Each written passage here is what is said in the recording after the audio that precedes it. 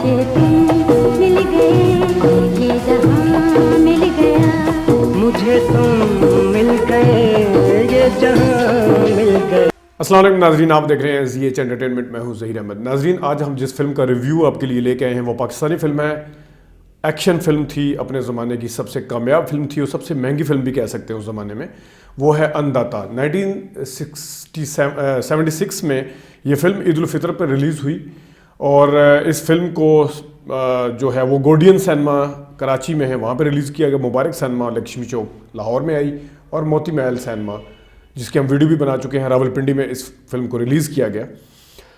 अपने ज़माने की सबसे कामयाब फिल्म है। फिल्म पे जाने से पहले कुछ चीज़ें बता दूं कि इसमें ये फिल्म बुनियादी तौर पर जो हॉलीवुड की फिल्म है गॉडफादर, उसकी नकल थी, उसका चरबा कह सकते हैं आप, या उसको बनाया गया। इसके बाद फिर भारत में भी एक सिलसिला पूरा चला था, क्योंकि गॉडफादर के भी 2-3 पार्ट थे। फिर वहाँ पे सरकार राज, अमिताभ बच्चन को लेके ये फिल्म बनाई गई। वहाँ पे वो भी गॉडफादर की नकल थी। लेकिन पाकिस्तानी फिल्म अन्नदाता जो है, जिसके डायरेक्टर इकबाल यूसुफ साहब थे, और अपने ज़माने में सबसे ज़्यादा इसकी जो कास्ट भी अच्छी थी, ज़बरदस्त किस्म की। जिस ज़माने में 12 लाख 13 लाख की फ़िल्म बनती थी, इस फिल्म की लागत जो थी वो 18 लाख रुपया इसके ऊपर लगा था।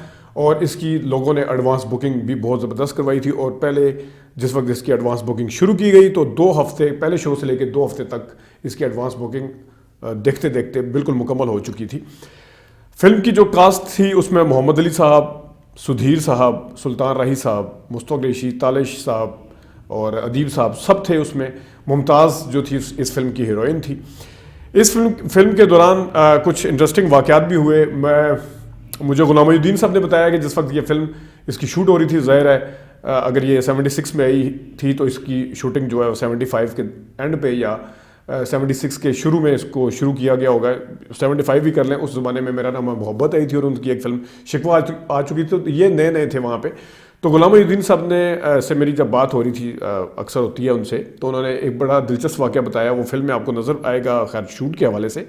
लेकिन वो ये था कि कहते कि मैं एक दफ़ा एवरग्रीन स्टूडियो गया, मैं जा रहा था, मैं नया आया था, तो देखा आगे पुलिस ने रेड किया हुआ था और आगे फिल्म की कास्ट और इकबाल यूसुफ साहब जो फिल्म के डायरेक्टर थे वो थे, और पीछे जो पुलिस उनके थी। तो ये फिल्म का सीन नहीं था, बल्कि असल का रेड हुआ था।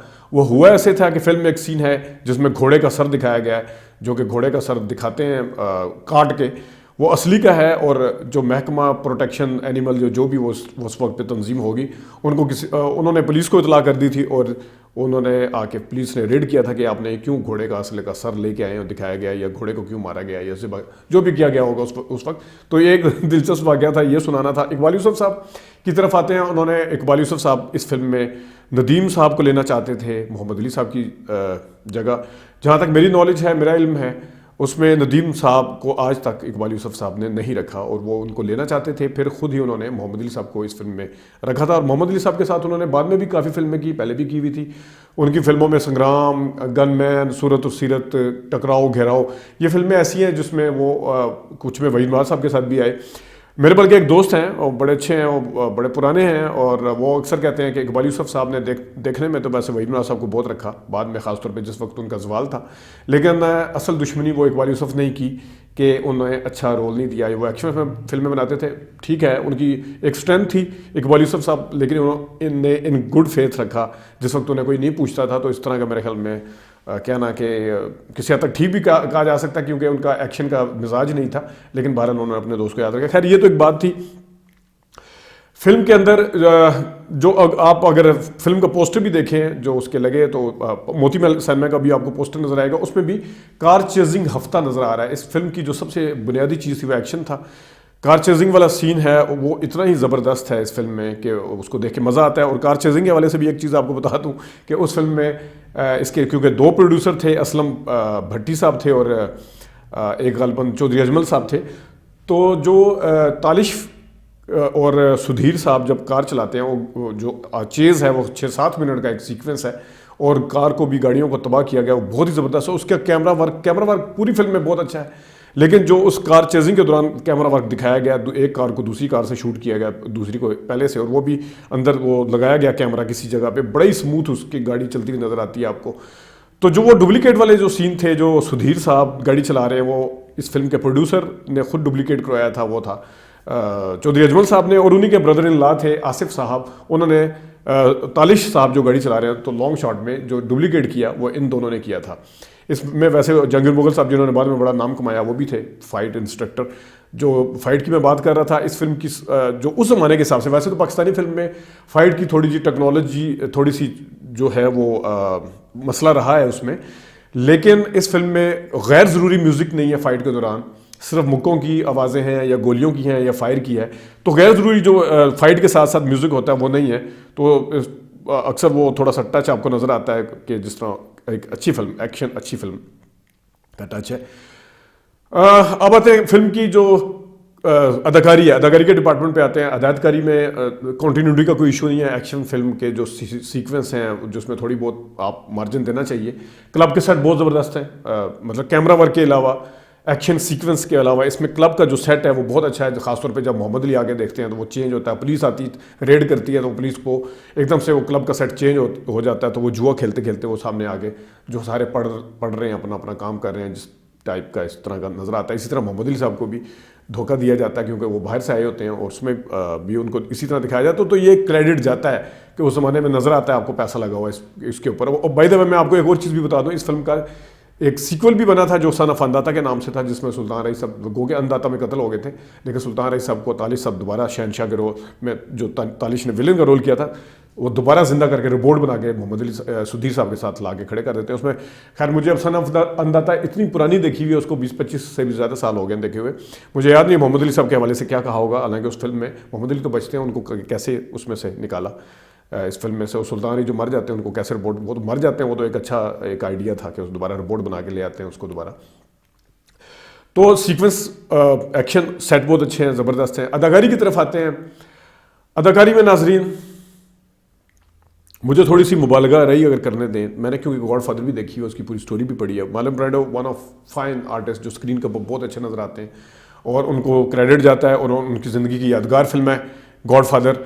और मार्लन ब्रैंडो ने तो जो रोल किया वो अमर था, लेकिन सुधीर साहब मेरे कभी भी इतने ज़्यादा फेवरेट अदाकार नहीं रहे, लेकिन एक बागी फिल्म के बाद अगर सुधीर साहब को कोई जो फिल्म मिली है वो अंदाता, उनकी पर्सनैलिटी को इतना मैच किया, इतना ज़बरदस्त। उनकी कुछ एज ऐसी थी, उस एज के साथ साथ फिर उनकी जो गेटअप था वो ज़बरदस्त, और उनकी डायलॉग डिलीवरी इतनी शानदार थी लाला सुधीर की। मैंने पहले बताया कि मेरे इतने ज़्यादा फेवरेट नहीं थे, लेकिन इस फिल्म में जिस तरह कहते हैं ना, अशमत अली ने, महबूब आलम ने जो रोल किया था लावारिस में, लावारिस कह रहा हूँ, वारिस ड्रामा में, वो उनके बाद उनको मिला नहीं, उस तरह वो कर नहीं सके, शायद वो इस किरदार से भी नहीं निकल सके थे। तो सुधीर साहब का भी यही था। सुधीर साहब ने इस फिल्म में जान डाली। उनके मुकालमे बोलने का अंदाज़, खा वो मोहम्मद अली साहब के साथ सामने मुकालमे बोल रहे हैं, आपको नज़र भी आएंगे, हम आपको सुना भी देते हैं मोहम्मद अली साहब के साथ। हराम हराम हराम, गर्दन पर तलवार हो तो झूठ जायज है, जान पर बनी हो तो हराम हलाल है। वक्त ने मुफलिसी की तलवार मेरी गर्दन पर रख दी। तालिश साहब के साथ वो मुकालमे बोलते हैं, सुल्तान रईस साहब के साथ, जिसके साथ भी उन्होंने मुकालमे बोले हैं वो उन्होंने जान डाली है, और मुकालमे भी बहुत अच्छे लिखे हुए थे। खुर्शीदुल्लाह इसका जो राइटर थे, वो ये जो जाना मलिक हैं, इनकी जो नानी कहना चाहिए क्योंकि मदर स्वीटी हैं, और उनकी जो मदर लैला हीरोइन थी उसके हस्बैंड थे वो खुर्शीदुल्लाह, खुद भी फिल्मों में आए हुए, उन्होंने इसको लिखा था। तो मुकालमे बहुत ज़बरदस्त है। सुधीर साहब की अदाकारी, वो मुबालगा रही की बात कर रहा था। तो मार्लन ब्रैंडो साहब के हवाले से कहा जाता है कि उनका फेस छोटा था जिस टाइम उन्हें गॉडफादर मिली, तो गॉडफादर उन्होंने फेस को ठीक करने के लिए उन्होंने ये भी एक फ़न के साथ मोहब्बत कह लें कि कॉटन रख के चिक्स के ऊपर, चिक्स के अंदर को चिक्स को उभारा था ताकि थोड़े से भरे भरे नजर आए वो। लेकिन सुधीर साहब के तो गॉड गिफ्टेड थे, उनके तो ये चीज़ पर्सनैलिटी उनको बहुत मैच की, और उन्होंने मुकालमे भी बहुत अच्छे किए। तो मुझे कहने दीजिए कि पायनियर मार्लन ब्रैंडो साहब हैं, लेकिन सुधीर साहब ने उनका टक्कर की अदाकारी की है इसमें। सुल्तान रईस साहब फिल्म को तेज़ रखने का एक जो फ़न था वो जानते थे खुद भी, स्टोरी के साथ साथ उनका फुटवर्क इतना शानदार था, उनकी फ़ाइट इतनी ज़बरदस्त होती थी। आम फिल्मों में भी, इस फिल्म में भी, अंदाता में उन्होंने तेज़ रखा, और शायद यही वजह थी कि इकबाल यूसुफ साहब उनको फिर सीक्वल में भी लेके आए रिपोर्ट के तौर पे, दोबारा जिंदा करके लेके आए। उन्हें पता था कि सुल्तान रई ने इस फिल्म में जान डाली थी, और सुल्तान रई के फ़ाइट के सीन देख लें, सुल्तान रई के मोहम्मद अली साहब के साथ मुकालमे देख लें। जब खून खून को आवाज़ देता है उसकी आवाज़ दुनिया के दूसरे किनारे तक चली जाती है। जाओ सलीम, आज तुम तमाम रिश्ते तोड़कर यहाँ से चले जाओ। उस उनके अपनी माँ के साथ मुकालमे जो हैं, उनके सुधीर साहब के साथ जो मुकालमे हैं, वो मैं कहता हूँ शानदार है, शानदार ज़बरदस्त तरीके से किया गया। इस तालिश साहब, मोहम्मद अली साहब पे बाद में आता हूँ, मैंने एक बात करनी है। तालिश साहब के हवाले से, तालिश उनका क्या बात थी, उन्होंने सन ऑफ फंदाता की सीक्वल में शहनशाह के रोल में भी अच्छी अदाकारी की, लेकिन इस फिल्म में भी उन्होंने जान डाली और मैं कहता हूँ सुधीर के टक्कर की। सुधीर जिनकी मैं अभी इतनी तारीफ कर चुका हूँ, उनके मुकाबले में ज़ाहिर है उनकी केमिस्ट्री, उनका बोलना, उनका सारा कुछ, उनके टक्कर की अदाकारी की तालिश साहब ने भी और ज़बरदस्त तरीके से उसको किया। हम ज्यादा दिन तक मेहमान नवाजी के कायल नहीं हैं, इसलिए सोच रहे हैं कि इनकी लाश तुम तक पहुंचा दी जाए। शहंशाह! अब आते हैं मुमताज़ क्लब डांसर के रोल में, रूप में बहुत अच्छी नजर आई, अच्छा डांस भी अच्छे हैं उनके, गाने अच्छे हैं। गाने को ऊपर मैं बाद में आता हूँ, मोहम्मद अली साहब की तरफ आते हैं।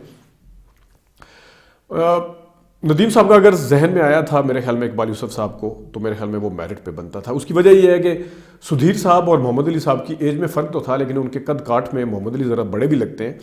ये चीज़ भी इस्टेब्लिश नहीं की गई, शायद 3 घंटा 20 मिनट की फिल्म में हो तो हो, मैंने 2 घंटा 32 मिनट की फिल्म देखी है, कटी हुई थी थोड़ी सी, तो उसमें इस्टेब्लिश किया गया वो कहीं पे, मुझे याद नहीं पड़ता कि वो छोटा सुल्तान है या बड़ा मोहम्मद अली, वो बाहर तालीम हासिल करने के लिए चले जाते हैं। लेकिन मोहम्मद अली साहब की जो एंट्री है नाजरीन, जब वो लंदन से वापस आते हैं और सुधीर साहब वो सुल्तान है सब कुछ छुपाते हैं कि हम अंडरवर्ल्ड के लिए काम करते हैं, या जो हमारा ये धंधा है उसको क्योंकि छुपाना होता है उन्होंने, तो मोहम्मद अली साहब जैसे आते हैं, उनकी एंट्री है वो, उन्होंने शायद अपने आप को ये सुधीर साहब के सामने, डायरेक्टर ने भी शायद कहा होगा कि उन्होंने अपने आप को छोटा ज़ाहिर करना है ताकि पता चले कि मैं सुधीर से छोटा हूँ, वो ज़ाहिर उनका बेटा नजर आना चाहिए था। तो उन्होंने थोड़ी सी शौख और चंचल बनने की कोशिश की है। अपनी बहन की शादी पे भी वो मुमताज़ के को जब पहली दफ़ा मिलते हैं उस वक्त भी उनके साथ अजीब सी हरकतें कर रहे हैं, और अच्छा तुम ये, हाँ नहीं, अच्छा चलो, वो मुमताज़ कह के उठ के चली जाती है कि तुम कौन हो, ये कह के वो उसका जब तारफ़ करवाते हैं कि ये सलीम साहब हैं, जो अकबर जो सुधीर साहब उनके बेटे, तो उस वक्त भी उन्होंने अजीब सी अदाकारी की, आपको नज़र भी आ रहा होगा। और बाद में फिर जिस वक्त वो मुमताज़ का पीछा करते करते उनके घर की तरफ जाते हैं, उन्होंने गैर ज़रूरी तौर पे इस तरह हाथों को बहुत ज़्यादा यूँ किया, पता नहीं से शौक और चंचल नज़र आने का कोई आसार थे या क्या था, जो भी था, या छोटा नज़र आने के लिए कुछ कर रहे थे। बहरहाल उनकी पर्सनैलिटी को ये चीज़ें ज़ेब नहीं देती थी। बेशक ठीक है, ये चीज़ इस्टेब्लिश है कि लंदन से पढ़ के आया है तो थोड़ा सा फ्री हो रहा है, घर के माहौल में भी वो थोड़ा सा अजीब हरकतें कर रहा है कि बाहर का माहौल है, लेकिन मोहम्मद अली साहब की पर्सनैलिटी को ये चीज़ सूट नहीं करती थी। शायद नदीम साहब होते तो उनको, क्योंकि वे चंचल और उस टाइम 76 में वो थे भी पतले ज़रा थोड़े से, तो शायद इसमें ज़्यादा अच्छे तरीके से करते। बाद में भी जो उनकी कद काठ दिखाया, वाइट कलर का वो उन्होंने सूट पहना हुआ, उसमें ठीक है, गानों में भी उनका ठीक है, लेकिन जहाँ जहाँ कुछ जगह पे वो थोड़े से नज़र आए हैं कि जिस तरह ये क्या लेंगे शौक और अपने किरदार से थोड़ा सा वो फिट नहीं थे। मोहम्मद अली साहब इस किरदार में फिट नहीं थे। अब आते हैं गानों की तरफ। गाने क्लब के अंदर ज़्यादा हैं, लेकिन एक गाना जो ज़बरदस्त है, एवरग्रीन है और मज़ा आता है सुन के, वो है यूं ही चलते चलते इन राहों में मुझे तुम मिल गए, ये जहां मिल गया। चलते चलते राहों में, इन राहों में मुझे तुम मिल गए। मेहदी हसन खान साहब और महनाज की आवाज़, क्या गाना है, क्या ज़बरदस्त गाना है, एवरग्रीन गाना है। और पता चलता है अगर आप पहली दफ़ा सुने, अगर आप स्क्रीन के ऊपर फिल्म में ना सुने, तो ये किसी रोमांटिक सी फिल्म या एक्शन फिल्म का गाना महसूस नहीं होता। किसी रोमांटिक सी फिल्म का, जो घरेलू फिल्में होती हैं उस तरह का नज़र आता है, महसूस होता है। बाकी क्लब के गाने हैं। फिर एक जो गाना तेरे मेरे लड़ गए नैन प्यार का चर्चा होगा, ये गाना भी बहुत ज़बरदस्त है। बाकी भी अपनी अपनी जगह ठीक है। ओवरऑल अंदाता वाकई अपने ज़माने की ज़बरदस्त फिल्म थी। आप उसके फ़ाइट के अंदर थोड़ी सी गलतियाँ शलतियाँ निकाल सकते हैं, जो भी है, लेकिन action film, car chasing, set के हवाले से तो मैं कहता हूँ कि उस ज़माने को देख के अगर मद्देनज़र रख के आप इसको अच्छे खासे नंबर दे सकते हैं 10 में से। तो इस फिल्म को अभी भी आप देख सकते हैं। और ख़ास तौर पे जिन लोगों को सुधीर पसंद है, जिन लोगों को सुल्तान रई पसंद है, मोहम्मद अली साहब के फ़ैन हो सकता है उनको पसंद करें, क्योंकि वो जो फ़ैन मदा होता है वो तो अपने हीरो को हर रूप में ही पसंद करता है। फिर मुमताज़ के गाने और मज़ेदार फिल्म है, आप इसको देख सकते हैं। आज के लिए इतनी नाजरीन, इजाज़त दीजिए, अल्लाह हाफ़िज़।